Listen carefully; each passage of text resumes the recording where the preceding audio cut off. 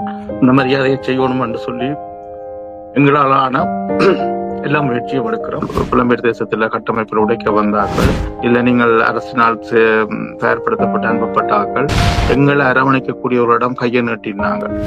வணக்கம் அன்பான உறவுகளே, உங்களோடு இணைவதில் மன மகிழ்ச்சி. இன்றைய நிகழ்ச்சியில் கலந்து கொள்பவர் மதிப்பிற்குரிய சங்கீதன் அவர்கள். வணக்கம். வணக்கம் கிரண்.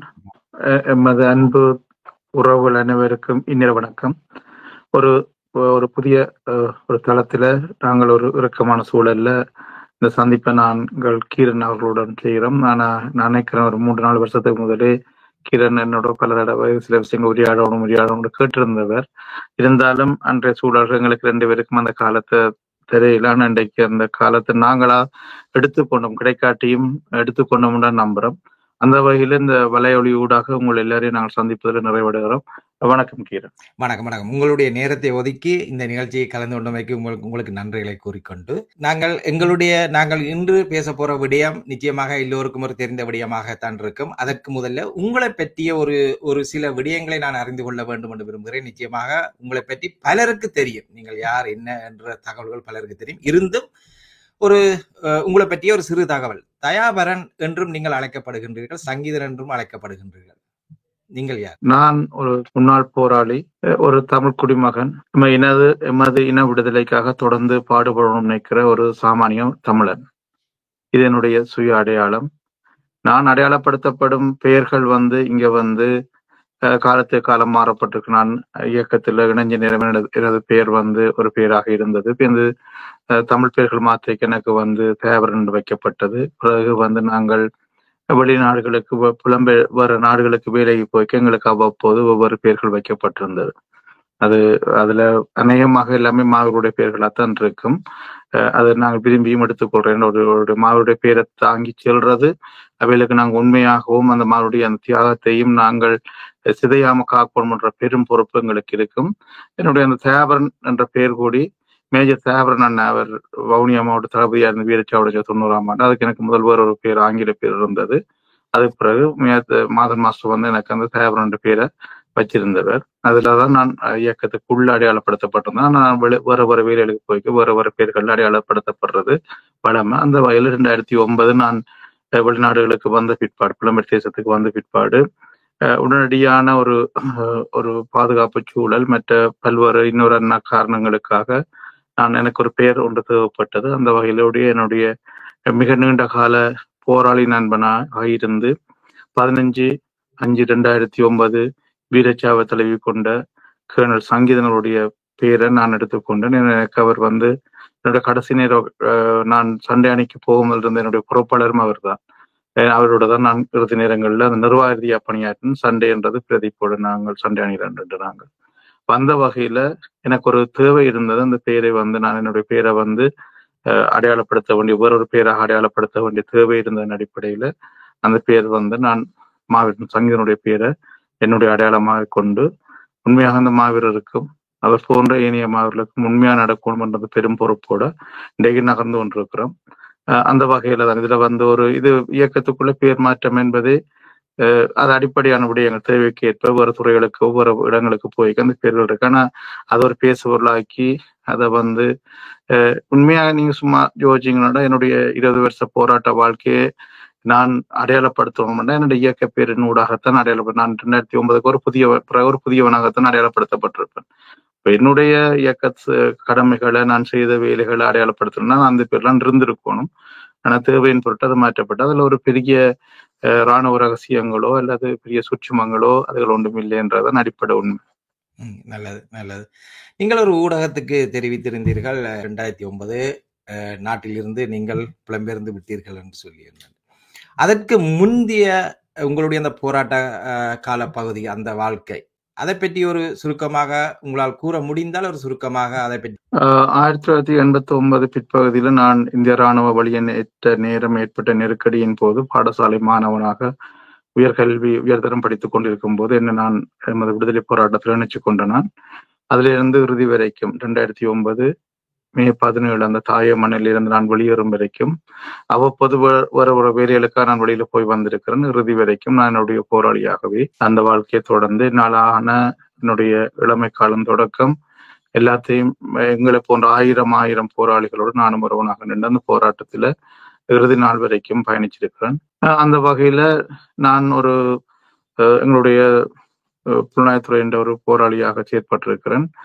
அது அதே இறுதி வரைக்கும் அப்படித்தான். நான் சண்டை அணியாக இருந்தாலும் எங்களுடைய துறைசார் சண்டை அணியில தான் நாங்கள் இறுதி வரைக்கும் செயற்பட்டு கொண்டிருந்தேன். அதன்படிதான் நான் என்னுடைய போராட்ட வாழ்க்கை 89 வரைக்கும் 2009 வரைக்கும் நேரடியான போராட்ட வாழ்க்கையும் புலம்பெயர் தேசத்துல இன்றைக்கு எங்களுக்கு நான் என்னுடைய குரல் வழியில நான் சுதந்திரமாக பேசக்கூடிய முதல் வாய்ப்பு எப்ப கிடைச்சதோ அதுல இருந்தும் தொடர்ச்சியாக என்னுடைய அந்த தாயை நோக்கிய விடுதலை பயணத்துல நான் இணைஞ்சு பயணிக்கிறேன். குறிப்பாக இந்த வெளி வேலைகளுக்காக நாங்கள் போகும்போது எவ்வாறு தேசிய தலைவரையும் எங்களுடைய துறை பொறுப்பாளர்களையும் அவர்களையும் மனதில் வச்சு எல்லா முடிவும் நாங்களாம் எடுக்கிற புலம்பெயர் வெளிநாடுகள்ல நின்று அவங்களுக்கு தெரியும். அந்த வகையில எவ்வாறு நாங்கள் அதே ஒழுக்கத்தோடையும் பண்போடையும் ஒரு தியாகம் என்ற அடிப்படையில எத்தனையோ ஆயிரம் போராளிகள் வெளியில வேலை செய்திருக்கணும். அதில் ஒருவனாக இருந்து இறுதி வரைக்கும் பணியாற்றியபடியால எனக்கு இன்றைக்கும் அந்த உணர்வோடையும் அந்த எண்ணத்தோடையும் அந்த உறுதியோடையும் பயணிக்கக்கூடிய ஒரு மனநிலை இருப்பதாக நான் கருதுறேன். 89 என்றால் நிச்சயமாக உங்களோட வாழ்நாட்களே அதுக்குள் தான் பயணித்திருக்கின்றீர்கள் என்றுதான் எடுத்துக்கொள்ள முடியும். இன்று நீங்கள் உங்களுடைய ஒரு குழுவாக இணைந்து நண்பர்களோ உங்களுடைய ஒரு குழுவாக இணைந்து மக்களை திரட்டி தேசிய தலைவர் அவர்களுக்கு வீர வணக்கம் செய்ய வேண்டும் என்ற ஒரு முடிவை நீங்கள் எடுத்திருக்கின்றீர்கள். ஆனால் 2009 இருந்து இன்று வரை 16 வருடங்களாக உங்களுடைய மனதில் எப்படியான ஒரு எண்ண அலைகள் அல்லது ஒரு வேதனைகள் எப்படி இருந்திருக்கும் என்றால், இன்று அந்த 2ஆம் தேதி 8ஆம் மாதம் வீரவணக்க நிகழ்வை செய்து ஒரு நிறைவை செய்ய போகின்றீர்கள். அது வரைக்கும் உங்களுடைய மனதில் இருந்த எண்ணங்கள் வேதனைகள் அது எப்படியாக இருந்தது உங்களுக்கு? இல்ல, எங்கள்கிட்ட ஒரு பெரிய எதிர்பார்ப்பு இருந்தது.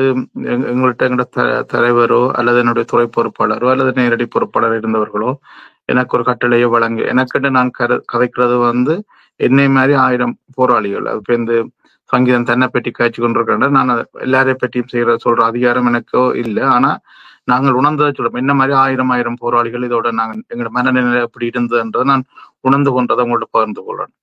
அந்த வகையில நாங்கள் எனக்கு சொல்லி விடையில நீ புலம்பெயர் தேசத்துல போயிட்டு திரும்ப இந்த போராட்டத்தை முன்னெடுக்கணும் அல்லது நீங்கள் அடுத்த அரசியல் ரீதியா ஜனநாயக ரீதியா பயணிக்கணும், எங்களோட வரலாறுகளை காப்பாற்றணும், இல்லாட்டி ஏதோ ஒரு பணியை செய்யணும்னு சொல்லப்படையில் எங்களுக்கு முழு முடிவெடுக்கிற அதிகாரம் இருந்தது. 2009 மே 18க்கு பின்னர் சுயாதீனமாக முடிவெடுக்கிற முழு அதிகாரமும் எங்கள்கிட்ட இருந்தது. நான் ஒரு சாமானிய மனிதனாக என்னோட குடும்பத்தோட நான் வாழ்க்கைய ஒரு சமூகத்துல வாழ்ந்துட்டு போயிருக்கலாம். ஆனா எங்களை மாதிரி கனபேருக்கு அப்படியான மனநிலையை ஏற்றுக்கொள்ள முடியாம இருந்தது. நாங்கள் எவ்வாறாயினும் சரி, ஆயுத போராட்டம் கவனிக்கப்பட்டாலும் அரசியல் ரீதியாக இந்த விடுதலையை நாங்கள் அந்த விடுதலை என்ற அந்த நெருப்பை அணைய விடாம பாதுகாக்கணும் என்றதும், அது எப்படியா அந்த வரலாறுகளை நாங்கள் எவ்வாறு தோற்கடிக்கப்பட்டோம், என்ன நடந்தது என்றதை எங்களோட மக்கள்கிட்ட கொண்டு சொல்லி உண்மையை உதாரணமாக அந்த கலா ஜதார்த்தத்தை கொண்டு செய்யணும் என்ற பெரு எண்ணத்தோட ஓடி நாங்கள் எங்களுக்கு முதல் வாய்ப்பு கிடைக்க நாங்கள் எட்டி எங்களை அரவணைக்கக்கூடியவர்களிடம் கையை நீட்டினாங்க. இப்படி நாங்கள் வந்திருக்கிறோம், நாங்கள் அடுத்த கட்டத்தை கொண்டு நகருவோம் என்று சொல்லி அவர்கள் யார் என்றதான் இங்க குறிப்பிடையில அதுக்கு யார் இங்க பொருத்தமாக இருந்தார்களோ அவர்களிடம் நோக்கி கையை நீட்டினாங்க. அந்த கைகள் எங்களுக்கு துண்டிக்கப்பட்டது, எங்கட கைகள் துண்டிக்கப்பட்டது, தட்டிவிடப்படையில துண்டிக்கப்பட்டது. இல்ல, நீங்கள் அரசினால் தயார்படுத்தப்பட்டு அனுப்பப்பட்ட ஆக்கள், நீங்கள் புலம்பெயர் தேசத்துல கட்டமைப்பில் உடைக்க வந்தாக்கள் என்று சொல்லி மிக மோசமாக கை துண்டிக்கப்பட்டு நாங்கள் இன்னும் குற்றுயிரும் குலையுருமாக எங்களுடைய விழுப்புண்களில் சிதல் ஊத்தத்தக்கனையாக நின்ற நாங்கள் அப்பட்டமாக தூக்கி எறியப்பட்டோம். அப்ப எங்களுக்கு நீங்க சொன்ன மாதிரியான அந்த பெற்றும் வேதனை உங்களுக்கு என்னடா என்னால சொல்ல மட்டும் தெரியாது. நாங்கள் நாளும் பொழுதும் ரத்தமும் சகதியுமாக அந்த ரத்த சகதிக்குள்ள வாழ்ந்த எங்களுக்கு ஏதோ ஒரு சரி உயிரோட வந்துட்டோம், எங்களை கையப்பிடிச்சு நாங்கள் அவையில செய்ய சொல்லி கேட்கல, எங்களுக்கான அந்த வழியை ஏற்படுத்தித்தாங்க நாங்களே போறோம். அது நீங்க சொன்ன மாதிரி எங்களோட வாழ்க்கையில எல்லாத்தையும் நாங்கள் துளைச்சிருந்தாலும் அந்த இடத்தை விட்டு எங்களை நகர முடியாம நாங்கள் கை நீட்டின போது அது அவ்வளவும் துண்டிக்கப்பட்டது, தூக்கி எறியப்பட்டது. மிக மோசமாக நாங்கள் துரோகிகளாக அடையாளப்படுத்தப்பட்டோம், மிக மோசமாக. அந்த சூழல்ல எங்களுக்கு திரும்ப எங்களை நிலப்படுத்தி எங்களை ஒரு ஒழுங்குக்குள்ள கொண்டு வர வேண்டிய சுய பிரச்சனை இருந்தது. இந்த நாட்டுல உங்களுக்கு தெரியாது, நான் அதெல்லாம் ஒரு கட்டத்துல பேர்ந்த ஆறுதலா கதைப்போம், இன்னொரு கட்டத்துல இது இந்த தலைவர் நிகழ்வு முடிய எவ்வளவோ தேவையில்லாத ரிஸ்க் எல்லாம் எடுத்திருக்கிறோம் நாங்கள். விசா கூடிய எங்களுக்கு இங்க பதிவிடம் அனுமதி இல்லாத நேரங்கள் ஏதாவது நாங்கள் இந்த போராட்டத்தை நகர்த்திடுவோம். அவரு வந்த எங்களுக்கு இருந்தது மிகப்பெரிய ஏமாற்றமும், ஏற்கனவே நாங்கள் மிக மோசமாக கொல்லப்பட்டு தான் வந்தோம். வெறும் நடப்பணங்களா வந்த எங்களை திரும்பவும் மிக மோசமாக எங்களோட மக்கள் எங்களோட உறவுகள் இருந்து எங்களை தள்ளி வச்சுட்டினோம், தீண்டத்தகாதவர்களாக அடையாளப்படி தள்ளி வச்சுட்டினோம். அந்த வேதனை இருக்கேக்க உங்களை மாதிரியா அல்லது எங்களை ஊர்ல தெரிஞ்சாக்கள், கேள்விப்பட்டாக்கள், அறிஞ்சாக்கள், என்ன செய்கிறீர்கள், இப்படி இப்படி எல்லாம் நிக்கிறீங்க, வந்து நீங்கள் ஒரு கொஞ்சம் பேரா நிக்கிறீங்களே, அன்னைக்கு வீர வணக்கங்கள் செய்யக்கூடாது, அன்னை வீரச்சாவுதானே என்று சொல்லி இப்ப 2009 கதைக்க வலிக்கிறீங்க. அப்ப எங்களை கொண்டு பிணங்கினது வந்து நாங்கள் எங்களை ஒரு இடத்துல கால் உண்டாத வரைக்கும் எந்த இடத்துல கையை நீட்டினோம் என்றாலும் நாங்க அந்த இடத்துல நின்று கையை நீட்டு ஆக்களாக இருப்போம். முதல் நாள் கால் உண்ட வேண்டி இருந்தது, எங்களை வந்து ஒரு ஒழுங்குக்குள்ள கொண்டு வர வேண்டியிருந்தது. அதே நேரம் முன்ன என்ன மாதிரி வெளியில வந்தவர்களுக்கு மட்டும் அந்த உரிமை இல்லை. ஈவன் வெளிநாடுகள்ல வர்றேன்னு சொல்லி இடையில நின்றாக்கள், தடுப்பில் இருந்த போராளிகள் கனவேருக்கு அந்த உரிமை இருக்கு. அப்ப நான் குறிப்பிட்ட ஆக்கள் அந்த முடிவையும் எடுக்கக்கூடாதுன்ற தேவை இருந்தது. அந்த நேரம் 2009 தேசிய தலைவர் வீரச்சாவுன்னு சொல்லி புலம்பெயர் தேசத்துக்கு அறிவிக்கப்பட்ட போது அந்த நிகழ்வை செய்திருந்தா இன்றைக்கு எனக்கும் உங்களுக்கும் அந்த குழப்பம் இருந்திருக்காது, விவாதம் இருந்திருக்காது, நானும் நீங்களும் அதை பின்தொடர்ந்து போயிருப்போம். ஆனா அந்த விஷயம் வந்து அப்படியே சுருட்டி கொண்டு எங்களோட கைகள்ல வந்து எங்களோட தோல்ல திரும்ப ஏற்றப்பட்டது. அதன் அடிப்படையில இது நீங்கள் ஒரு பெரிய விஷயம், நான் இந்த செவியின் நேரத்தை பொறுத்து நான் சுருக்கமா சொல்ல விளைகிறேன். எங்கட மன உணர்வுகள் வந்து எங்களுக்கு தெரியும், தேசிய தலைவர் வீரச்சாவுன்றது எங்களுக்கு எப்ப அறியக்கூடியதா இருந்ததோ அந்த நாள்ல இருந்து தேசிய தலைவர் வீரச்சாவுன்றது எங்களுக்கு என்ன என்ன என்ன நான் தேவனா சங்கீதா என்னுடைய தனிப்பட்ட எனக்கு தெரிஞ்சது வந்து 2009 மே மாதம் 20 தேசிய தலைவர் வீரச்சாவுன்றது எனக்கு 100% தெரியும். எனக்கு 100% அப்ப தெரியும். அதுல இருந்து நான் பேருந்து தலைவரையோ மற்றாக்களையோ அவையில் எங்கே இருப்பினம் என்ற எண்ணங்களுக்கு அப்பாற்பட்டு எங்களுக்கு தெரியும் அங்க அந்த விஷயம் நடந்து முடிஞ்சிட்டு. அதுல இருந்து உங்களுக்கு தெரியும் இந்த நாங்கள் எப்படியான மன உணர்வுல வாழ்ந்திருப்போம் என்று. அந்த மன உணர்வுகள் என்ற போக்குல வந்து நீங்களோட குழுக்கள் என்று சொன்னீங்க, குழுக்களாக இணைஞ்சு அதை நான் அதை தவிர்த்து கொள்றேன். அது அப்படியே இல்லை, நாங்கள் முன்னாள் போராளிகளாக இணைஞ்சு அதுக்கு நீங்கள் என்ன பேரும் வச்சு கொள்ளலாம். ஆனா அந்த குழுன்றது வந்து அது ஒரு எங்களுக்கு ஒரு அந்நியமான சொல்லு. அந்த வகையில நாங்கள் முன்னாள் போராளிகள் தொடங்கி அப்ப முதல் வந்த நாடுகள் இருந்த தேசிய செயற்பாட்டாளர்கள், தேசிய தலைவரையும் இந்த இயக்கத்தையும் முழுமையா நம்பினவர்கள்ட்ட போய் எங்களோட மன உணர்வுகளை கொட்டு நடத்த அவையில் இருந்த கை ஓகே நீங்கள் அப்படி விடையில்லாத கண்டிப்பா செய்வோம், அவையில் எங்களுக்கு தந்த அந்த மன ரீதியான அந்த மோரல் சப்போர்ட்டும் அவையில் எங்களுக்கு செய்த உதவிகளும் வந்து எங்களை திரும்பி நிமிர நடக்க வச்சது. அப்ப எவ்வளத்தையோ கண்ட எங்களுக்கு நாங்கள் எங்களுக்குள்ள எதிர்த்து எங்களோட மக்களுக்குள்ளேயோ இல்லாட்டி எங்களுடைய தேச விடுதலைன்னு சொல்லப்படுற இன்னொரு பகுதியை அவையிலோட நாங்கள் முட்டி மோதி வெளியில வரணும் என்ற ஒரு துர்ப்பாக்கிய சூழ்நிலை எங்களுக்கு ஏற்பட்டது. இருந்தும் நாங்கள் அதை கடந்து வந்து இன்றைக்கு வந்து 2025 நாங்கள் உரையாடி கொண்டிருந்தாலும் இந்த உரையாடல்கள் தேசிய வீர வணக்க நிகழ்வை நாங்கள் செய்வதற்கான ஆரம்ப கட்ட உரையாடல்கள் குறைஞ்சது அது ஆரம்ப நாள்ல இருந்தே இருக்குது. ஆனா அதை வடிவம் பெற்று எங்களுக்குள்ளேயும் நிறைய போராளிகளுக்குள்ள இந்த இதுகள் சார்ந்ததான வெவ்வேறு சர்ச்சைகள் இருந்த அடிப்படையில கடந்து வந்து நாங்கள் வந்து இந்த விடயத்தை வந்து இந்த வருடம் நடைமுறைக்கு கொண்டு வர்றதுக்கான முழு முயற்சியும் செய்கிறோம். இந்த காலப்பகுதி அவ்வளவும் இன்றைக்கு தேசிய தலைவருடைய 2 8ஆம் மாசத்தோட அவர் அன்றைக்குத்தான் எங்களுக்கு இல்லையன்றது எங்களுக்கு நாங்கள் அறிய எங்களோட தேசிய தலைவர் கடந்த 16 வருடங்களாக செயற்பாட்டு ரீதியா எங்களோட இல்லை, பிசிக்கலா எங்களோட இல்லையே தவிர தேசிய தலைவரான எங்களை வழி நடத்துறார், அவரோட கொள்கைதான் வழி நடத்து. இன்றைக்கும் இவ்வளவு உறுதியாக உங்களுக்கு முன்னுக்கோ அல்லது நிகழ்வை முன்னெடுத்து நடத்துகிற போராளிகளா முன்னாள் போராளிகள் என்ற அந்த உறுதியும் வந்து தேசியத்தோட அந்த எண்ணமும் அவருடைய சிந்தனையும் அவருடைய உறுதியும் அதே நேரம் உச்சக்கட்ட அவருடைய தியாகம் தான் எங்களை வழி நடத்தி கொண்டிருக்கு. அந்த வகையில எங்களுடைய மன உணர்வுகளுக்கு அப்பாற்பட்டு தனிப்பட்ட வித மன உணர்வுகளுக்கு அப்பாற்பட்டு இந்த விடயம் செய்யப்படணும் என்றதுல உறுதியாக இருந்து இதை நாங்கள் முன்னெடுத்து கொண்டிருக்கிறோம். புலம்பெயர் தேசத்தில் புலம்பெயர்ந்தும் சரியான ஒரு மிகுந்த மனவேதனையும் இருக்கின்றீர்கள் என்றது உங்களுடைய இந்த உரையாடலில் தெரிகிறது. தேசிய தலைவர் அவர்களுடைய வீர வணக்க நிகழ்வு 2ஆம் தேதி 8ஆம் மாதம் வருகின்ற மாதம் நிகழ்வு ஊடாக நீங்கள் இந்த உலகத்திற்கு சொல்ல போகும் செய்தி என்னவாக இருக்க வேண்டும் என்று நீங்க நினைக்கிறீங்க? இது ஒரு கனதியான வினா அல்லது கனதியான ஒரு கருத்து. நான் அதை என்ன சொல்ல வாரீர்கள் என்று கேள்விக்கு அப்பாற்பட்டு அது கருத்தாகத்தான் நான் பார்க்கிறேன். இதுல நாங்கள் புதிதாக எந்த ஒரு கருத்தையோ அல்லது எந்த ஒரு அரசியல் செய்தியையோ உலகத்துக்கு நாங்கள் சொல்ல வரையில்லை. முதல்வாவது நாங்கள் செய்கிறது தமிழற்ற மாண்பை பாதுகாக்கணும், எங்களோட பண்பாட்டை பாதுகாக்கணும். சம நேரத்தில் இந்த விடுதலை போராட்டத்தை முன்னெடுத்து தலைமை தாங்கி நின்ற எங்களுடைய தலைமகன் தலைமகனாகவே அடையாளப்படுத்தப்பட வேண்டும். அது எங்களுக்கு ஒன்று மரபு இருக்குது. அந்த மரபின் அடிப்படையில் ஏற்கனவே நீங்கள் சொன்ன மாதிரி சிறியதாகவும் பெரிதாகவும் அல்லது ஆங்காங்கே தேசிய தலைவருக்கான வீரவணக்க நிகழ்வுகள் நடைபெற்று இருக்கிறது. நாங்கள் இல்லை என்று சொல்றதுக்கும் இல்லை. சில நேரம் கூட வீட்டிலேயே தேசிய தலைவருக்குரிய திருவருவோட படத்தை வச்சு நீங்கள் உலக குளத்தி கொண்டிருப்பீங்க. ஒவ்வொரு தனி மனிதர்கள் வீட்டிலேயும் அந்த அன்னை இருக்கிறார்.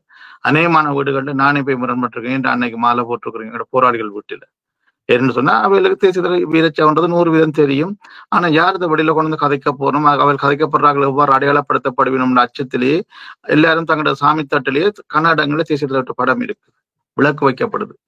இந்த வகையில அவருடைய அந்த வீரச்சாவு 16 வருடங்களுக்கு முன்னுக்கு நடந்த அதே உணர்வோடையும் அதே காலப்பகுதி நாங்கள் எப்படி கடந்து வந்தோமோ எப்படி எங்களோட செயற்பாடுகள் இருந்ததோ அந்த கடந்த 16 வருடம் உங்களுக்கு தெரியும், ஆரம்பத்துல எங்களை யாருக்கும் தெரியாது, நாங்கள் செயற்பாட்டு ரீதியாக முட்டி முட்டி முட்டி முட்டி வெளியில ஒரு இடத்துக்கு வரைக்கும் எங்களுக்கு ஒரு தளத்தை நாங்கள் உருவாக்கினோம். அடிப்படை ஒரு அடித்தளத்தை நாங்கள் உலக நாடுகளும் பரவலாக எங்களுக்கு ஒரு தளத்தை உருவாக்கிக்கணும். அந்த தளத்துல இருந்தா நாங்கள் நிமிந்து ஓகே கீரன் நாங்கள் இந்த வேலையை செய்வோம்னு கையை நீட்டி பயணிக்க வலிக்கிட்டுனாங்க. அந்த வகையில உலகத்துக்கு நாங்கள் சொல்ல போற அரசியல்ன்றதை கடந்து, ஏன்னா அது தேசிய தலைவர் போதிய அளவு அந்த அரசியல் சொல்லப்பட்டிருக்கு, அவருடைய அந்த உச்சக்கட்ட தியாகம் அடையாளப்படுத்தப்பட்டிருக்கு. இருந்தும் இன்றைக்கு எங்களோட மாவீரர் என்ற அடிப்படையில் எங்களோட தேசிய தலைவர் எங்களுக்கான மாவீரர்களுக்கெல்லாம் மாவீரராக இருந்து எங்களை வழிநடத்தி கொண்டிருக்கிற அடிப்படையில அந்த உறுதியை தேசிய தலைவருக்கான ஒரு சரியான அடையாளத்தை கொடுத்து அவருக்கான ஒரு ஒரு மரபு ரீதியான நிகழ்வை நாங்கள் செய்வதன் ஊடாக எங்களோட தலைவரை நாங்கள் யாருமே அவரை நாங்கள் கைவிட இல்லை. நாங்கள் அவருடைய போராட்ட தியாகத்தை மதிச்சு அவருக்கான அடையாளத்தை கொடுத்து எங்களை பொறுத்த வரைக்கும் இதுக்குள்ள உள்ள மறைமுக பொருள் என்னன்னு சொன்னால் எங்களோட தேசம் விடுதலை அடையும் வரைக்கும், எங்களோட தேசம் விடுதலை அடைந்த பின்னும் உலகத்திலே வேற நாடுகள்ல வேற அடக்கப்பட்ட மக்கள் தங்கள் உரிமைக்காக போராடும் போதும் எங்களுடைய தலைவர் அவர்களுக்கு இறையாக இருந்து, அவருடைய கொள்கை அவர்களுக்கான மறையாக இருந்து இந்த விடுதலை போராட்டத்தை வழிநடத்தி அந்த அடிமைப்பட்ட மனிதர்கள் சுதந்திரமாக வாழ்வதற்கான ஒரு பெரும் இறையொளியாக, ஒரு பெரும் வடிவமாக எங்களோட தலைவர் நிலைச்சு நிற்கணும். அதுக்கான ஒரு அடையாளத்தை நாங்கள் எல்லாரும் சேர்ந்து கொடுக்கணும். எங்களோட தலைவரே தேசிய தலைவர் தான். இது சாதாரண சிம்பிள் ஒவ்வொரு விடயங்களா சொல்லிட்டு போனோம். வீரவணக்கம் நிகழ்வு செய்வதன் ஊடாக ஒரு அத்தியாயத்தை எப்படி உங்களால சொல்ல முடியுதுன்னு புரியல. உதாரணமாக உங்களுடைய தந்தையோ தாயோ, உதாரணம் என்னுடைய மனைவியாரோ போன வருடம் இறந்துட்டேன், அவக்கு அந்த இறுதி நிகழ்வு முடிஞ்சது, நான் என் மனசுல இருந்து எல்லாம் தூக்கி போட்டுட்டு என்னால வாழ முடியுமா? அந்த அடையாளம் ஏன்னு நீங்கள் எல்லாரும் ஒரு ஆக்களும் ஒரு மோசமான நீங்களன்றது இது சொல்ற ஆக்கள் ஏன் அப்படி ஒன்று சிந்தனைக்கு போறணும். தேசிய தலைவருக்கு வீரவணக்கம் செய்து அவருக்கு விளக்கு வச்சு அவரை வழிபட்டுட்டோம்னா அவருடைய நினைவுகளிலிருந்து மூடப்படும் அந்த அத்தியாயம். எப்படி 83ஆம் ஆண்டு வீரச்சாவடைஞ்ச சங்கரனை 2008 வரைக்கும் தேசிய தலைவரால பெரும் அடையாளமாக கொண்டு இன்றைக்கு எங்கள்கிட்ட தந்துட்டு போயிருக்கிறாரு என்று சொன்னா, அவருக்கு வீரவணக்கம் நடந்தது, அவருக்கு எல்லாமே நடந்து அந்த நேரம் புதைக்கிறேன் அவர் எரிச்சு, அதாவது தமிழகத்துல என்ன எரிச்சு இல்லாம செய்த ஒரு விடயத்தை கூடி அது அப்ப அன்னைக்கு எல்லாமே முடிஞ்சிருக்குமே. பாலராஜனை என்ன நாங்க ஞாபகப்படுத்துறோம், மில்லரனை எப்படி ஞாபகப்படுத்துறோம், திலீபனை எப்படி ஞாபகப்படுத்துறோம். அப்ப அந்த நினைவுகள் இந்த இறுதி நிகழ்வின் ஊடாகவும் அவர்களுக்கு கொடுக்குற மரியாதையின் ஊடாகவும் மறைக்கப்படும் என்ற ஒரு மிக ஒரு மோசமான சிந்தனைகளை கொண்டு சமூக ஊடகங்களோட பரப்படும். அப்படி இல்லை, நாங்கள் திரும்ப வாரம் தேசியத்தினுடைய வீர வணக்க நிகழ்வின் ஊடாக நாங்கள் புதிய அரசியலையோ புதிய அரசியல் பாதையோ திறக்கல. அவர் எங்களுக்கு விட்டுட்டு போன அந்த பெரும் பணியை தொடர்ந்து கொண்டு போவோம் என்று அவர் மீது சத்தியம் செய்து எங்களோட மக்கள் எல்லாரும் பயணிக்கணும் என்ற உறுதியேற்பத்தை நாங்கள் செய்ய விரும்புகிறோம். அந்த உறுதியேற்ற நாங்கள் தொடர்ந்து கொண்டு போக விரும்புகிறோம். அந்த வகையில் தான் தேசியருடைய வீரவணக்க நிகழ்வு 2ஆம் தேதி 8ஆம் மாசம் ஒருங்கிணைந்த நிகழ்வாக சுவிட்சர்லாந்து மண்ணிலும் அதே மாதிரி ஆஸ்திரேலியா மண்ணிலும் இன்னும் தென்கிழக்கு ஆசிய நாடுகள்ல அந்த முயற்சிகள் நடந்து கொண்டிருக்கு. கண்டிப்பாக அந்த நிகழ்வு உலகம் எங்கும் எங்களோட மக்களால் முன்னெடுக்கப்படும். நிச்சயமாக நீங்க சொல்வது போல் தேசிய தலைவர் அவர்களுக்கு வீரவணக்கம் செலுத்த வேண்டும் என்று சொல்லி இன்றைய சூழலில் அதிகமானவர்கள் பேசக்கூடியதை அவதானிக்கக்கூடியதாக இருக்கிறது. நீங்கள் சுவிட்சர்லாந்தில் இப்ப எடுத்திருக்கக்கூடிய மண்டபத்தில் எவ்வளவு மக்கள் அங்க அதற்குள் இருக்கக்கூடிய வசதி இருக்கு? நேரடியா சொல்றேன்னு சொன்னா சுவிஸ் மக்களுக்கு அந்த மண்டபம் தெரியும். 2024 ஆண்டு நடந்த மாவீரர் நாள் நடந்த அந்த பெரிய மண்டபம், அது கிட்டத்தட்ட வந்து ஒரே நேரம் வந்து அவையில் அந்த மண்டப ஒழுங்கின்படி கிட்டத்தட்ட 70,000 பேரை கொள்ளக்கூடிய மண்டபம். நாங்கள் வந்து 30,000 பேருக்குரிய பகுதியைத்தான் எடுத்திருக்கிறோம். என்று சொன்னா எங்களுக்கு வந்து அந்த என்ன சொல்றது, மக்கள் அன்றைக்கு வந்து வணக்க நிகழ்வு வந்து நாங்கள் நிச்சயமாக அந்த நிகழ்ச்சியின் அடையாளங்கள் எல்லாமே வெளிப்படையாக வரும். அந்த மாதிரி ஆரம்ப நிகழ்வுகள் முடிந்து மலர் வணக்கம் அதோட வந்து முழுமையாக வந்து அன்றைய நாள் முழுக்க மக்களுக்கான தேசிய தலைவருக்கான மரியாதை செய்கிற நாளாகத்தான் இருக்குமே தவிர அங்க கலை நிகழ்வுகளோ அல்லது வேறு விடயங்களோ இருக்காது. முழுமையாக அந்த உணர்வோடு அந்த முழு நாளும் தேசிய தலைவருக்கான அப்ப அந்த வகையில மிக பெரும் ஒரு அதாவது அந்த வசதி என்றது லக்ஸரி என்று சொல்லலைன்னா அந்த அடிப்படை விஷயங்கள் அந்த மண்டபத்தோடு இணைந்ததாகவும் சம நேரத்தில் அந்த மண்டபம் முழுமையாக நாங்கள் வந்து ஒரு தேசிய தலைவருக்குரிய இடமாக மாற்றி எங்கட மரபுகளையும் இயன்றளவு இந்த நாட்டின சட்டத்திட்டங்களுக்கு உட்பட்டு எவ்வளவு கொன்ற முடியுமோ அவ்வளத்தையும் கொண்டு அவர் பெரும் நிகழ்வாக, அதாவது ஒரு நாட்டின் ஆண்ட ஒரு தலைவர் அவற்றை நாட்டை விட்டு வெளியில எவ்வாறு மதிக்கப்படுவார் என்ற பெரும் அடையாளத்தை கொண்டு நாங்கள் முயற்சி செய்கிறோம். அது ஒரு வரலாற்று அடையாளமாக மாறும் என்றுதான் நாங்கள் நம்புறோம். அது ஒவ்வொரு மக்களுக்குரிய கடமை. இன்றைக்கு நீங்கள் ஒரு அடிப்படை விடயத்தை திறந்து விடலாம், அதை நான் பின்பற்றி உள்ள வந்தா தான் அது விஷயமே தவிர எல்லாரையும் நீங்களே கட்டி ஏற்றி கொண்டு இறக்குற விடயம் இல்லை. அது நாங்கள் எல்லாரும் ஒவ்வொருவரும் பொறுப்பெடுக்கணும். எங்களுடைய தலைவருக்கு நான் அந்த மரியாதையை செய்யணும். நான் வீட்டுல வச்சு உலக கும்பிடுறேன், அது சரியாத்தான் இருக்கும், எல்லாமே இருக்கலாம். ஆனால் ஒருங்கிணைந்த ஒரு இடத்துல வந்து அந்த தலைவருக்கான அந்த மரியாதையை கொடுப்பதும் அதே மாதிரி உங்களோட பிள்ளைகளுக்கு அதை அடையாளப்படுத்துறதும், இவர்தான் தலைவர், எங்களோட தேசிய தலைவர். 3 தலைமுறைகள் கீரன், 3 தலைமுறைகள், அம்மா அப்பா தலைவர் அண்ணி 3 பிள்ளைகள். இங்க இப்படி இந்த உலகத்துல எந்த போராட்டத்திலும் அப்படி நடக்கல. அப்படி அர்ப்பணிச்ச ஒரு தலைவருக்கு பூ போடுற அந்த விளக்கு வைக்கிற அந்த அந்த என்ன சொல்றது, அந்த பெரும் பாக்கியம் பெரும் கொடை எனக்கும் உங்களுக்கும் கிடைச்சிருக்கு. இதை நான் நின்று விமர்சிச்சு கொண்டு அல்லது இன்றைக்கு என்ன பொறுத்த வரைக்கும் நீங்க சொன்ன ஒரு முக்கியமான விடயத்துக்கு வாரன், தேசிய தலைவருடைய நிகழ்வு செய்யப்பட வேணும், அது வீரச்சாவென்று என்றவர்கள் தேவைக்கேற்ற மாதிரி காரணங்களை உருவாக்கணும். அந்த இடத்துல இது யார் இவியல் செய்கிறன்ற கேள்வி எங்க இருக்கிறேன், நபர்களுக்கு அப்பாற்பட்டு யார் செய்யணும்ன்றதுக்கு அப்பாற்பட்டு இந்த நிகழ்வின் புனிதமும் அந்த உண்மையையும் புரிஞ்சோடு நாங்கள் ஒவ்வொருவரும் பயணிக்கணும். அந்த வகையில நீங்க அந்த மேலதிக கேள்விகளை கேளுங்க. ஆனால் இந்த மண்டபம்ன்றது மிகப்பெரிய மண்டபம். இன்றைக்கு எத்தனாம் தேதி? இன்றைக்கு ஜூலை 21. நான் நேற்றும் நாங்கள் அந்த மண்டபத்துக்கு போய் பார்வையிட்டு விஷயங்களை பார்த்து கொண்டு வந்தோம். நாங்கள் நேற்று நான் நேரடியா வேறாக சொன்னதை விட நான் என்ற கண்ணால நேரடியா போய் பார்த்தேன். நான் பிரித்தானியால இருக்கிறேன். நேர போய் பார்த்து அந்த விஷயங்கள் மிக ஒரு எல்லா மக்களும் வந்து போகக்கூடிய எல்லா வசதிகளும், போக்குவரத்து பிரதானமான சுவிஸை பொறுத்த வரைக்கும் ஏர்போர்ட்ல இறங்கினாலும் நீங்கள் நேரடியா இந்த மண்டபத்துக்கு வந்து சேரலாம், ரயில்வே ஸ்டேஷன்ல இறங்கினாலும் நேரடியா வந்து சேரலாம், ரேம் பஸ் எல்லாமே ஒரு பொது இடத்துல மிக ஒரு வசதியான இடமாக இருக்குது. அந்த வகையில நீங்கள் எந்த நேரமும் வந்து செய்யலாம். ஆனா ஆரம்ப நிகழ்வு மிக மிக முக்கியம். பெரும் அடையாளங்கள் அங்க இருக்கும். இப்ப ஆரம்ப நிகழ்வுக்குள்ளேயே நீங்கள் வந்துட்டீங்கன்னா அந்த நிறைவும் அந்த உணர்வும் உங்களை முழுமையாக பற்றி கொள்ளும்னு நம்புறோம். நீங்க சொன்ன மாதிரி அந்த இடத்துக்குள்ள வந்து 1000 மக்கள் இணையலாம். மற்ற மக்கள் வந்து போறதால வந்து 30,000 மட்டும்தான் நிக்கலாம் என்ற விடயம் இல்லை.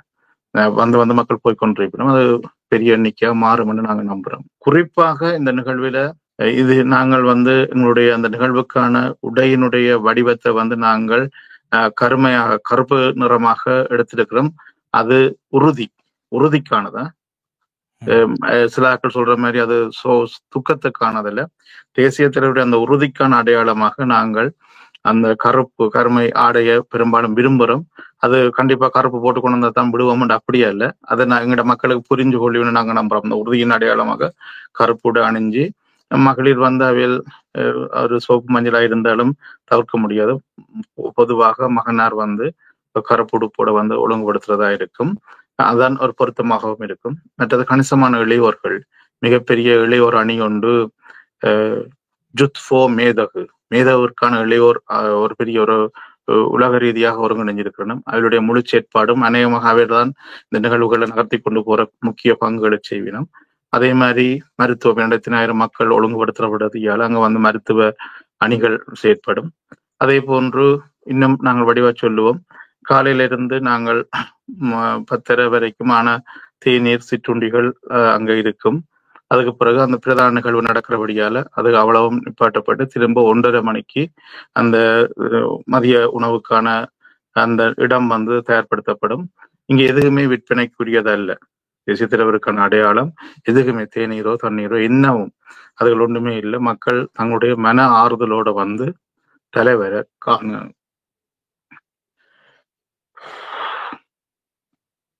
இந்த மரியாதையை செய்யணும் என்று சொல்லி எங்களாலான எல்லா முயற்சியும் எடுக்கிறோம். இது உங்களோட தலைவருக்கு நீங்கள் மரியாதை கொடுக்கறதுக்காக உங்களால் வளர்க்கப்பட்ட உங்களோட பங்களிப்பில வளர்ந்த நாங்கள் தளமாக இருந்து தலைமை தாங்க இல்லை ஒரு அடித்தளமாக இருந்து இதை கொண்டு போறோம். இந்த வாய்ப்பு திரும்ப உலகத்துல யாருக்குமே கிடைக்காது. இந்த வழிபாட்டு முறை நாங்கள் செய்ய போறது ஒரு பெருமடையாளமா ஒரு கத்தம் செய்யலாம். எனக்கு வசதி இருக்குன்னு நான் திரும்ப திரும்ப செய்யற விஷயம் இல்லை. இந்த இதுல நடக்கிற நீங்க வரலாற்றுல கனவிடயங்களை பார்ப்பீங்க. எங்களோட மரபு மிகப்பெரிய மரபு பேணப்படும். அதே மாதிரி தேசிய தலைவருக்கான நிரந்தர அடையாளமாக பல்வேறு விஷயங்கள் அடையாளப்படுத்தப்படும். அது சரியாக அந்த இடத்துல உலகத்துல இங்கே ஒரு மூலையில மூலையான உலகத்துல ஒரு முக்கியமான இடத்துல தேசிய தலைவருக்கான நிரந்தர அடையாளங்கள் எதிர்காலத்தில் அமைக்கக்கூடியதாக எல்லாமே இந்த மண்டபத்திலேயே ஆரம்பிக்கப்படும். ஆகவே இந்த நிகழ்வு வந்து ஒரு நேர்த்தியாக உங்களோட பிள்ளைகளை நீங்கள் எப்படி பார்த்தீங்களோ உங்களோட போராளிகளை எப்படி நீங்க பார்த்தீங்களோ அவையில மிக நேர்த்தியான திட்டமிடலோடையும் தேசிய செயற்பாடுகளோட முழுமையான ஒத்துழைப்போடையும் எங்களோட மக்களின் இனியில்லை என்ற அந்த தேசிய தலைவர் மீது வச்சிருந்த பாசத்தின் ஊடாகவும் இந்த நிகழ்வு வடிவமைக்கப்பட்டிருக்குது. அந்த வகையில இங்கே தேசிய தலைவருக்கான ஒட்டுமொத்த வணக்கமாகத்தான் இந்த நிகழ்வு அமையும். நல்லது. நீங்கள் உண்மையிலேயே உங்களுடைய அந்த இருதயத்தில் இருந்து பேசுவதை உணரக்கூடியதாக இருக்கிறது. சமூக வலைத்தளங்களில் பரவக்கூடிய ஒரு சில கேள்விகளை உங்களிடத்தில் கேட்க விரும்புகிறேன். மண்டபத்துக்குள் வருபவர்களின் தனிப்பட்ட விவரங்கள் சேகரிக்கப்படும் என்ற ஒரு தகவல் சமூக வலைத்தளங்களில் பகிரப்படுகிறது. இல்ல, இதுல உங்களுக்கு தெரியும் தானே மிக வேடிக்கையான விடயங்கள். அதான் எங்களுக்கும் சரியான கவலை. நாங்கள் ஏன் எங்கட இனத்தை ஏன் நாங்கள் இவ்வளவு ஒரு கீழ்நிலைக்கு கொண்டு போறோம்? நாங்களாம் அதை கீழ்நிலைப்படுத்துறோம். சாதாரணமா நீங்க அந்த கேள்வியை கேட்காட்டி நான் என்ன சொல்றேன்னு சொன்னா, இந்த நிகழ்வுல வந்து இந்த தலைவருக்கு வீரவணக்கரையில செய்து போட்டு இன்னொரு ஆள தலைவர் அறிவிக்க போறாங்க. எவ்வளவு ஒரு சாதாரண ஒரு சிந்தனை கூடி அடிப்படை சிந்தனை கூடி இல்லையா? இது ஒரு விஷயமாக அதாவது சமூக வலைத்தளங்கள்ல ஆதிக்கம் செலுத்தி நீண்ட காலமா அவங்கள கருத்துக்களை மக்கள் கேட்டு பின்தொடர்ந்தாக்கள். நீண்ட காலம் அந்த டிக்டாக் தளமா இருக்கலாம், எக்ஸ் தளமா இருக்கலாம், அவையில் போடுற தளத்துக்கு அவள் நல்ல கருத்துக்களை கதைக்கிறேன்னு போய் நின்ற ஒரு ஆக்கள் கூடி தலைவரை வந்து தெரிவு செய்ய போறணும், அறிவிக்க போறணும் என்ற ஒரு கேவலமான விடயத்தை சொல்றேன். தேசிய தலைவரையோ அல்லது அந்த விடுதலை புலிகளுக்கான எங்களுடைய இனத்துக்கான தலைவரை வந்து கூட்டத்துல சொல்லி போட்டு போக முடியுமா? என்னன்றது எங்களுக்கு புரிய இல்லை. அந்த மாதிரி இதை வந்து இன்னும் ஒரு வேற திசைகளுக்கு திருப்புறத்துக்காகவும் அல்லது வேறு விதமாக மடைமாற்றத்துக்காகவும் என்ன தேவை இருக்கு? அங்க வாராக்களுக்கான தனி விவரங்கள் எடுக்கிறதுக்கு என்ன தேவை இருக்குது? அது அங்க சாத்தியமாகுது. 10,000 மக்கள் வரைக்கும் நிப்பாட்டி கீரனோட பெயர் போன் நம்பர் கேட்டு எழுதுறதுக்கான என்ன சாத்தியம் அங்க இருக்கு? அதெல்லாம் வந்து ஏன் அப்படி யோசிக்கணும்? நாங்கள் வந்து உதாரணமாக என்ன பொறுத்த வரைக்கும் இன்றைக்கு எல்லாரும் எல்லா இடம் போய் வாரினோம். சில ஆக்கள் சொல்றேன், இந்த நிகழ்வில் நீங்க கலந்து கொண்டா உங்களுக்கு பாதுகாப்பு பிரச்சனை அல்லது வந்து நீங்கள் இலங்கைக்கு வளமையா போய் வர இங்க எங்களை விட தாயகத்துல எவ்வளவு ஓர்மமா மக்கள் வேலை செய்து கொண்டிருக்கும். இங்க நீங்கள் இந்த நிகழ்வுல கலந்து கொண்டு தாயகத்துக்கு போறதோ அல்லது எதுக்குமே அதெல்லாம் வந்து ஒரு பேசுவேன். தலைவருக்கு அதானே எனக்கு சில நேரம் கோபம் வர்றது பிடிக்கிறேன். ஒரு தார்மீக கோபம் இதுல சொல்லலாம்னு நினைக்கிறேன். நீங்கள் என்னென்று தப்பினீங்கள் தலைவர் வீரச்சாவடைய நீங்கள் குப்பியில அடிச்சிருக்கணும், இல்லாட்டி நீங்கள் உங்களை சுட்டு செத்திருக்கணும் என்று சொல்றவர்கள் அனைவரும் தேசிய தலைவர் வீரச்சாவன்றதை ஏற்றுக்கொள்றேன். எனக்குள்ள ஒரு தார்மீகமான ஒரு கேள்வி வர்றது, நீங்களும் தேசிய தலைவர் வீரச்சாவன்று அடைஞ்சிருந்தால் உங்களுக்கும் அந்த கடமையும் பொறுப்பும் இருக்குத்தானே? எங்களோட தலைவரை நாங்கள் காப்பாற்றாம அவரை கைவிட்டுட்டோம் என்ற அந்த உணர்வு இன்றைக்கு உங்களுக்குமே இருக்குத்தானே? அப்ப நீங்களும் என்ன செய்திருக்கணும்? தேசிய தலைவர் வீரச்சாவன்று உறுதியாக நம்பி இருந்தால் உங்களை நீங்களும் அடிச்சிருக்கணும். நீங்க எந்த நாட்டில் இருந்தாலும் எனக்கு பிரச்சனை இல்லை. தாயகத்துல ஆயத்தோடையும் குப்பியோட நின்றா வந்தான் தன்னைத்தானே அடிச்சு கொள்ள தேவையில்லை தானே? என்னுடைய சரியான கோபம் அது. என்னால அன்னைக்கு இடத்துல இருந்த கதைக்க முடியாத ஒரு சங்கடம் இருக்குன்ற வகையில நீங்கள் எல்லாருமே உங்களை நீங்க அடிச்சிருக்கணும். தலைவர் இல்ல, தலைவரை நாங்கள் கைவிட்டுட்டோம், தலைவரை வந்து அவர் வந்து வீரச்சாவடைகிறதுக்கு நாங்கள் எல்லாம் உடந்தையா இருந்துட்டோம், நாங்கள் எல்லாமே நாட்டுக்கு போய் நின்று தலைவரை காப்பாற்றுறதுக்காக போராடி இருக்கிறோம், அந்த இடத்தை நாங்கள் தவற விட்டுட்டோம்னு சொல்லி இங்க நீங்கள் உங்களை நீங்களே அழிச்சிருக்கணும் இல்ல. அதாவது இப்ப கதைக்கிறார்கள் மக்கள் மக்களாகத்தான் வாழ்ந்தார். அவளுக்கு எல்லாமே தெரியும். தலைவரை எப்படி மதிக்கணும் என்று அவளுக்கு தெரியும்.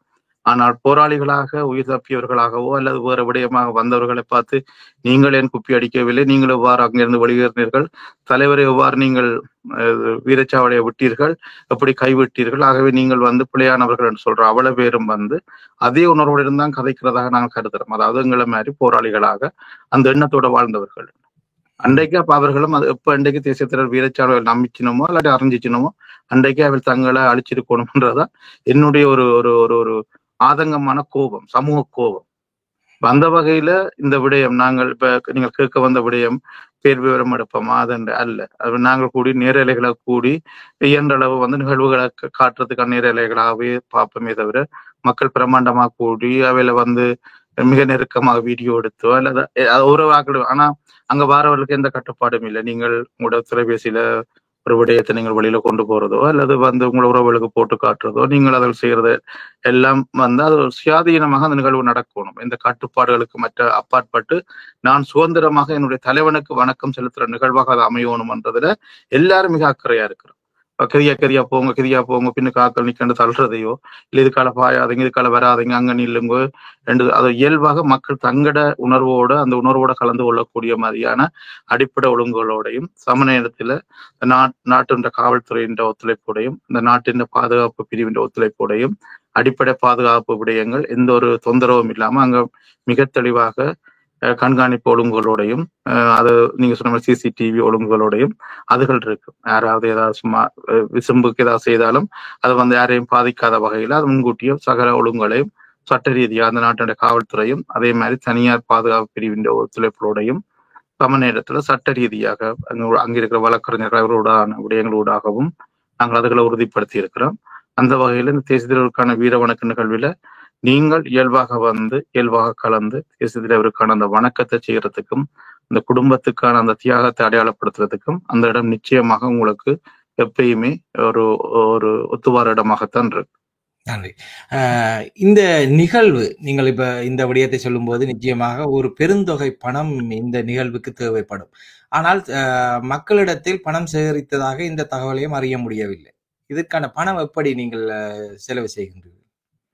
முதலாவது வந்து இங்க என்னத்தை நீங்க தொட்டாலும் அது நிதி கணக்கு மோசடி இதுதான் வருகிறது. அதுதான் எல்லாத்திலையும் அது எல்லாத்துக்கு பின்னால தேடிக்கொண்டு போனாலும் ஒரு துரோகமாக இருந்தா கூட அதன் பின்பக்கம் வந்து அவருக்கு கிடைக்கிற அந்த நிதியாகத்தான் இருக்கும் என்றதான் விஷயம். அப்ப இதுல வந்து நாங்கள் முதல் முடிவாகவே எடுத்திருந்த நாங்கள் இந்த நிதிக்காக நாங்கள் மக்களிடத்துல போகக்கூடாது. ஏண்டா நிதி சேகரித்துத்தான் தலைவர்கிட்ட நிகழ்வை செய்கிறோம் என்ற ஒரு விஷயத்தை கொண்டு தலைவருடைய வீர வணக்க நிகழ்வுல நாங்கள் செய்யக்கூடாது. எங்களால முடிஞ்ச இந்த விடயங்களோட ஏற்று நிக்கிற அது திரும்ப வந்து நான் பிரிவினையோ இடைவெளியோ காட்டையில அது எல்லாருக்கும் உரிமையும் கடமையும் பொறுப்பும் இருக்கு. ஆனால் அதனூடாக தலைவர்கிட்ட அந்த நிகழ்வின் புனிதத்தன்மையை நாங்கள் கெடுத்துடக்கூடாது. இப்படி புத்தகம் அடிச்சு காசு வாங்கினவங்களாம் இது செய்தவையெல்லாம் போய் அங்க காசு கட்டவையெல்லாம் இதுன்றதுக்கு அப்பாற்பட்டு வந்து இந்த நிகழ்வை முன்னெடுக்கணும் என்று விரும்புற அந்த அதுக்கு ஒத்துழைச்சு நிற்கிற கணிசமான போராளிகள்கிட்ட நாங்கள் சொல்லி எல்லாரும் சொன்னது நாங்கள் எங்களுக்குள்ள அந்த பங்களிப்பை ஏற்றுக்கொள்வோம். எத்தனை லட்சம் சுவிஸ் பிராங்கா வந்தாலும் எங்களுக்குள்ள அதை நாங்கள் ஏற்றுக்கொள்வோம். மக்கள்கிட்ட போய் நிதியாக அதுக்காக போய் கீரன் நான் என்னுடைய தலைவனுக்கு நான் என்னுடைய பங்களிப்பை செய்யணும் என்று கீரன் வந்தா இல்ல உங்களோட காசு வாங்க மாட்டோம் அப்படியான முரண்பாடுகளுக்குள்ள போக இல்லை. கணமையர் எங்கள்ட்ட உரிமையா கேட்டுறோம். என்ன தலைவர் உங்களுக்கு மட்டுமா தலைவர், தேசிய தலைவர் எனக்கு வந்து உரிமை இருக்கு என்ற பங்களிப்பும் இருக்கு. இதுல பெரிய ஒரு அடையாளத்தை கொண்டு வர விரும்புறோம். பெரிய ஒரு அடையாளம் ஒன்றை ஒழுங்குபடுத்தி கொண்டிருக்கோம். அந்த அடையாளம் வந்து அப்ப ஒரு ஆள் சொன்னார் இதுக்கு எவ்வளவு போகும் இவ்வளவு முடியுமான். அப்ப சொன்னார் நானே அந்த விஷயத்தை எடுக்கிறேன். உடனே எல்லாரும் சத்தம் போட்டாங்க. அப்படி இல்லை. அந்த பெரும் அடையாளத்துக்கு ₹1 தந்தாலும் அவர்கிட்ட பங்களிப்பு மாதிரி இருக்கணும். ஒரு தனிநபர் இதை செய்து விட்டு போயிட்டார் அப்படின்னு சொல்லி அந்த முரண்பாடு அந்த கருத்துருவாக்கங்கள் எல்லாம் இருந்தது. அந்த வகையில இதுக்கான நேரடியான பதில் தேசிய தலைவர் எங்கள் எல்லாருக்குமான தேசிய தலைவர் தான். அவருடைய வீர வணக்க நிகழ்வில் நாங்கள் எல்லாருமே பங்கு பெறலாம், பங்களிப்பு செய்யலாம். ஆனால் அந்த பங்களிப்பு ரீதியாக உங்களை அணுகும் போதோ அல்லது உங்கள்கிட்ட கேட்கும் போதோ இன்றைக்கு நாங்கள் அதை உரிமையா கேட்கிறோம். நான் ஒரு போராளியா இருந்து சில கதைக்கிறோம். ஜீவா சங்கீதன் நீ உண்ட நாட்டு காசு அல்லது வந்து சுவிஸ் பிராங்க் 1000 பிராங்க் தரத்தான் வேணும் என்றாவது நான் உரிமையா கேட்கலாம். நீங்க என்னடா நான் தலைவர்கிட்ட அந்த கடமை எனக்கு இருக்கு. இன்றைக்கு ஒரு அவசர தேவை என்று சொல்லி சொன்னா நான் ஏதோ ஒரு காசை போட்டு என் வீட்டுல நல்லதை கெட்டதை ஒன்று செய்கிறேன் தான். என்னுடைய தலைவருக்காக நான் செய்யணும்னு அந்த கடமையின் அடிப்படையில நாங்கள் போராட்டத்துல தொடர்ச்சியாக பயணிச்சவர்கள்ட்ட அந்த உரிமையாக கேட்கிறோம். அதாவது கண்டிப்பாகவோ அல்லது இல்லாம உரிமையாக கேட்கிறோம்.